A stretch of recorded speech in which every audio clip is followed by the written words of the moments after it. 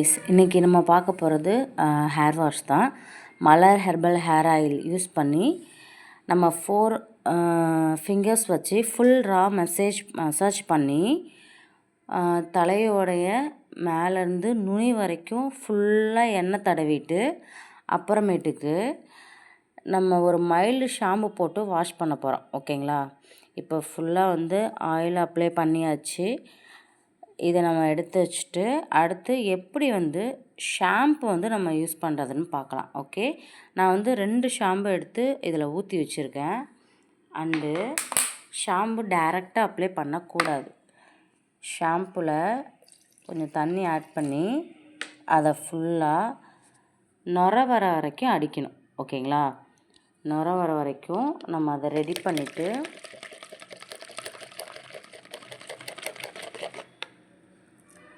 நமக்கு ஷாம்பு இப்படி தான் இருக்கணும்.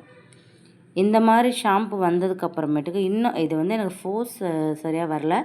நல்லா ஃபோர்ஸாக நம்ம அதை கையாட்டியே அடிச்சுட்டு இந்த மாதிரி வர வச்சு இதை நம்ம டைரெக்டாக அப்ளை பண்ணி அப்புறமேட்டு தான் ஹேர் வாஷ் பண்ணணும். ஓகேங்களா? ஹேர் வாஷ் பண்ணிவிட்டு நம்ம என்ன ஹேர் வாஷ் பண்ணாலும் நமக்கு ஒரு மாய்ஸ்சரைசர் ரொம்ப முக்கியம். அதனால் ஆக்சுவலி காசு போட்டுலாம் கடையில் வாங்கணும் அவசியம் இல்லை. இது நம்ம செம்பருத்தி இலை. இந்த இலையை குட்டி குட்டி பீஸாக நான் ஆல்ரெடி இதில் கட் பண்ணி வச்சுருக்கேன். இதை கட் பண்ணி குளிக்க போகிறதுக்கு முன்னாடியே போட்டு கையாட்டி மேஷ் பண்ணி விட்டேன். இதை இப்போ நம்ம கையில் எடுத்தோன்னா இங்கே பாருங்கள், நமக்கு எப்படி ஒரு லிக்யூடு மாதிரி வரும். ஆக்சுவலி ஒரு கம் மாதிரி வரும். நமக்கு ஒரு நல்ல மாய்ஸ்சரைசர் இதுலேயே இருக்குது. நம்ம செலவு பண்ணி கடையில் வாங்கி போகணும் அவசியம் இல்லை. ஓகேங்களா?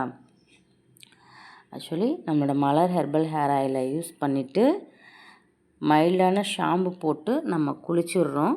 குளிச்சுட்டு நேச்சுரலாகவே நமக்கு மாய்ஸ்சரைசர் கிடைக்கிது. இந்த மாய்ஸ்சரைசர் போட்டு ஷாம்பு யூஸ் பண்ணி குளிச்சுட்டு ஃபைனலி இதை நம்ம தலையில் ஊற்றி இதோட இலையை எடுத்துடணும். இந்த ஜெல்லி மாதிரி இருக்கும்.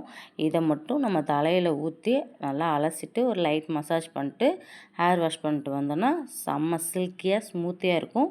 ஹேர் ஸ்ட்ராங்காக வளரும் நமக்கு. Okay, thank you.